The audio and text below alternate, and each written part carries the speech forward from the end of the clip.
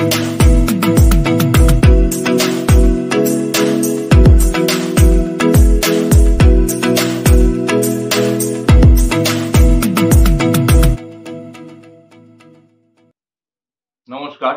আপনারা দেখছেন আমার ছোট্ট ইউটিউব চ্যানেল বাংলা টক। আমি তাপস আপনাদের সামনে আমার আজকের প্রতিবেদন নিয়ে হাজির হয়েছি। প্রতিবেদনের শুরুতেই অন্যান্য দিনের মতন আপনাদের কাছে আমার একান্ত আবেদন, আপনারা আমার এই ছোট্ট ইউটিউব চ্যানেলটিকে সাবস্ক্রাইব করুন। আপনাদের গুরুত্বপূর্ণ মতামত আমার ভিডিওর কমেন্ট বক্সে লিখে জানান। ভিডিওগুলো ভালো লাগলে অবশ্যই লাইক করুন এবং শেয়ার করে ছড়িয়ে দিন। আজকে আমার প্রতিবেদনের বিষয় অমর্ত্য সেন। হ্যাঁ, বিশ্ববিখ্যাত অর্থনীতিবিদ, নোবেল জয়ী শ্রী অমর্ত্য সেন। আমরা অবশ্যই তার জন্য গর্বিত, ভারতবাসী হিসেবে, বঙ্গবাসী হিসেবে, বাঙালি হিসেবে। কারণ তিনি অসামান্য কাজ করেছেন বলেই অর্থনীতির নানান গলি কানাগলি, বড় গলি ছোট গলি সমস্ত বিষয়গুলোকে নিয়েই কাজ করেছেন বলেই তিনি অর্থনীতিতে নোবেল প্রাইজ পেয়েছেন। ভারতবর্ষের নাগরিক হিসেবে নিশ্চিতভাবেই গর্ব হওয়ার কথা এবং সে বিষয়ে কোনো সন্দেহ নেই। কিন্তু প্রশ্ন হচ্ছে, তিনি তো ভারতবর্ষ, তার যে পরিবর্তন হচ্ছে দিনকে দিন, প্রতিদিন, প্রতি মুহূর্তে, আমাদের এই রাজ্য বাংলা, তার যে প্রতি মুহূর্তে পরিবর্তন, সেই পরিবর্তন সম্পর্কে তার তো বাস্তব এবং সম্যক ধারণা থাকার কথা নয়। কারণ তিনি তো অধিকাংশ সময়টাই বিদেশে কাটান। আর যখন মাঝে মধ্যে ছুটিতে কোনো সেমিনার টেমিনার ইত্যাদির জন্য ওই সপ্তাহ দুয়েকের জন্য আসেন, তার মধ্যে সামগ্রিকভাবে রাজ্যের পরিস্থিতি, দেশের পরিস্থিতি সম্পর্কে ধারণা হওয়া, এই বিশাল দেশের সম্পর্কে ধারণা করা অত সোজা কাজ নয়। আর এর আগেও আমরা দেখেছি তিনি বিশেষ কিছু সময় বিশেষ কিছু বিষয় নিয়ে মুখ খোলেন, আর গুরুত্বপূর্ণ যে বিষয়গুলো রাজ্যের তথা দেশের উপকার হয় সেই বিষয়গুলোতে তার কোনো বক্তব্য পাওয়া যায় না। অতি সম্প্রতি তিনি এ রাজ্যে এসছেন, কলকাতায় এসছেন, ভালো কথা। আমরা চাই তিনি বারবার করে আসুন, বেশি দিন থাকুন এখানে, তার সুস্থতা অবশ্যই কামনা করি, বয়স হয়েছে। কিন্তু তিনি যে বিষয়ে এসছেন সেটা তার ওই ট্রাস্ট, প্রতীচি ট্রাস্ট, তার উদ্যোগে সল্টলেকে একটি সেমিনার অনুষ্ঠানে বক্তব্য রাখার জন্য। সেই বক্তব্য অনুষ্ঠানে যে বিষয়ে তিনি বক্তব্য রেখেছেন সেটা হচ্ছে এদেশের যুব সমাজের যে সুবিধাগুলো পাওয়া উচিত, এবং তার সাথে সাথেই তিনি এই SIR অর্থাৎ সার নিয়ে তার কিছু বক্তব্য রেখেছেন, কিছু প্রশ্ন তুলেছেন, মন্তব্য করেছেন। আমি তার এই স্যারের যে মন্তব্য SIR সম্পর্কিত, সেই মন্তব্যগুলো সম্পর্কে কিছু বলতে চাই না। সেটা নিয়ে যা বলার, সুপ্রিম কোর্টে মামলা চলছে, নির্বাচন কমিশন আছেন, তারাই তার উত্তর দেবেন। তিনি পেয়েও যাবেন, কয়েকদিন অপেক্ষা করতে হবে, কিন্তু পেয়ে যাবেন। আমি যে বিষয়টা নিয়ে তার বক্তব্য রেখেছেন তার মধ্যে থেকে যে বিষয়টা নিয়ে আলোচনা করতে চাই সেটা হচ্ছে এই বাংলা বিদ্বেষী ইত্যাদি নিয়ে তিনি যে বক্তব্য রেখেছেন, এবং যুব সমাজের যে সুবিধাগুলো পাওয়া উচিত সেই বিষয়ে দু চারটি কথা তুলে ধরতে চাই।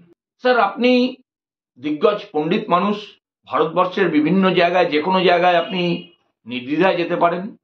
আচ্ছা, কোন রাজ্যের বসবাসকারী বাঙালিরা যারা বিভিন্ন কাজে গেছে, পড়াশোনার ক্ষেত্রে হোক, ব্যবসা বাণিজ্যের ক্ষেত্রে, চাকরি বাকরির জন্য, বা স্বল্প কয়েকদিনের জন্য থেকে ট্রিটমেন্ট করাতে গেছেন, তারা আপনাকে কতজন বলেছেন যে বাইরের রাজ্যে গিয়ে বাংলা ভাষায় কথা বলার জন্য নিগৃহীত হয়েছে? উত্তরটা যদি পাই তাহলে খুব ভালো লাগবে। আদতে আপনাকে কেউ বলেনি, বলবে না। আপনি যাদের ব্রিফ নিয়ে এই কথাগুলো বলছেন তাদের বিশ্বাসযোগ্যতা আজকে তলানিতে ঠেকেছে। বিশ্বাস করুন, একজন বাঙালিও যারা এই রাজ্য থেকে কর্মকাণ্ডে জড়িত থাকার সূত্রে দীর্ঘদিন ধরে বাইরের রাজ্যে, বিভিন্ন রাজ্যে বসবাস করছেন, পড়াশোনার জন্য বসবাস করছেন, তারা একজনও বাংলায় কথা বলার জন্য নিগৃহীত হচ্ছেন না, অসম্মানিত হচ্ছেন না, কিচ্ছু হচ্ছেন না। যারা নিগৃহীত হচ্ছেন তারা পরিযায়ী শ্রমিক, এবং তার মধ্যে অধিকাংশটাই বাংলাদেশ থেকে অনুপ্রবেশ করে আসা মুসলিম, রোহিঙ্গা ইত্যাদি এবং ইত্যাদি। আপনি ওই আপনার বক্তব্য যে বিষয় ছিল সেখানে রেখেছেন না, যে যুব সমাজের কি কি সুযোগ সুবিধে পাওয়া উচিত। আচ্ছা, আপনি এই যে বক্তব্য রাখলেন সেখানে কি একবারও আপনি উচ্চারণ করেছেন যে আমাদের এই রাজ্যে বাংলায় 26,000 শিক্ষক, শিক্ষিকা, অশিক্ষক কর্মচারীর চাকরি চলে গেল শুধুমাত্র সরকারি দুর্নীতির জন্য?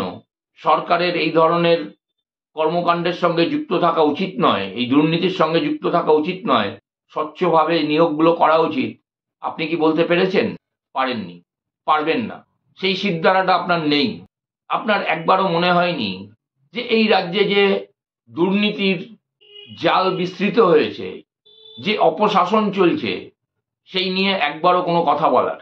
অন্যান্য আরো যে 5জন সাধারণ মানের বুদ্ধিজীবী, তৃণজীবী রয়েছেন, আপনি তাদের থেকে নিজেকে আলাদা করতে পারেননি।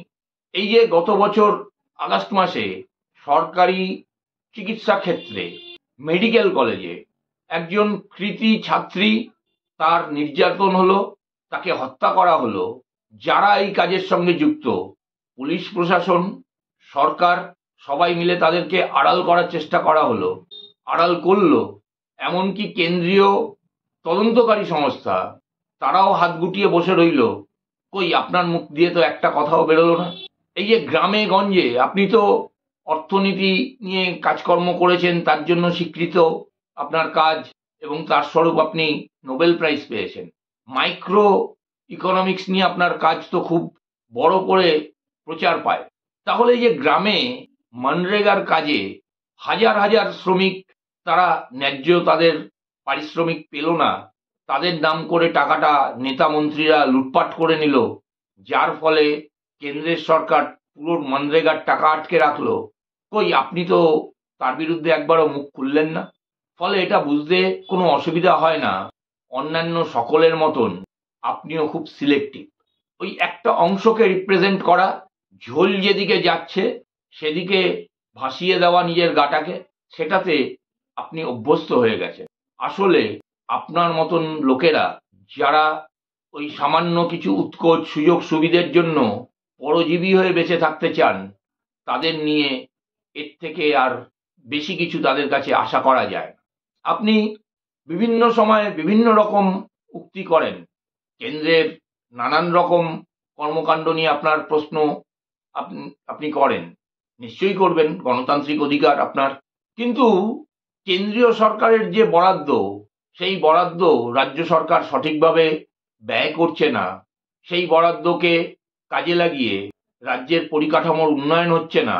স্কুল প্রাথমিক পর্যায়ে 8-9 হাজার স্কুল বন্ধ হওয়ার মুখে, অতিরিক্ত কোনো স্কুল তৈরি হচ্ছে না, শিক্ষক নিয়োগ নেই, এসব নিয়ে আপনার একটাও তো উক্তি পাই না।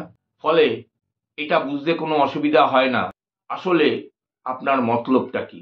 আপনি চান আপনাকে সবাই তোয়াজ করে চলবে, আপনি সরকারি পদোন্নতায় কলাটা মূলটা পাবেন, তাতেই আপনার অনুগ্রহ জুটবে। ওই নালন্দা বিশ্ববিদ্যালয়, তার দায়িত্বে আপনি ছিলেন, সেই সময়কার কিছু অনিয়ম বেনিয়ম আপনি করেছেন কিনা জানি না, কিন্তু আপনার সময় তো হয়েছে, আপনি দায়িত্বে ছিলেন, ফলে তার দায়িত্ব তো আপনার ওপরেও বর্তায়।